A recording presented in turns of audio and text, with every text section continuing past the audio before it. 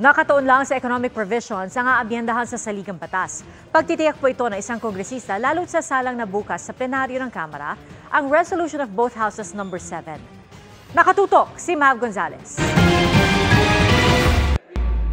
Sasalang na sa plenaryo ng Kamara bukas ang Resolution of both Houses No. 7 na layong amyendahan ang ilang economic provision ng konstitusyon. Pagsisiguro ng isang majority congressman, walang isisingit na amyenda, maliban sa mga napag-usapan ng Kamara na puro pang ekonomiya.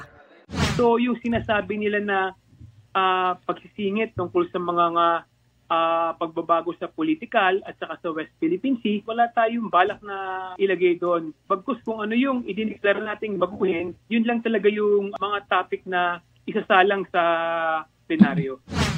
Sa Senado, patuloy pa rin ang pagdinig ng komite sa panukalang charter change. Iikot din ang Senado sa iba't ibang probinsya. Ayon kay Senate Subcommittee on Constitutional Amendments and Revision of Codes Chairman Senador Sonny Angara, pinakamainam pa ring isabay ang plebisito para sa charter change at 2025 midterm elections. Inevitably, any plebiscite is a political decision on the part of the voters. It's just like choosing a candidate. You take a position on a national issue.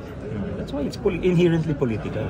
And we will save 13 to 14 billion pesos according to COMELEC.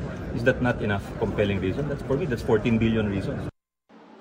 Pero bago pa man umabot sa plebisito, tila magiging hamon makuha ang kailangang 3/4 vote sa Senado.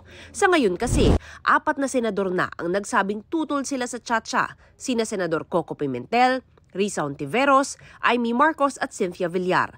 Sabi ni Senador Ronald Bato de la Rosa na kilalang kaibigan ni Marcos at Villar, I am inclined to support economic tsa-tsa, pero kung sabihin niyo na am I going to encourage support from my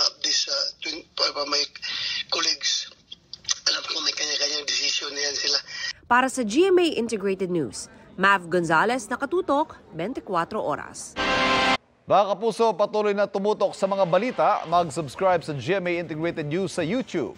Sa mga kapuso abroad, samahan niyo kami sa GMA Pinoy TV at www.gmanews.tv.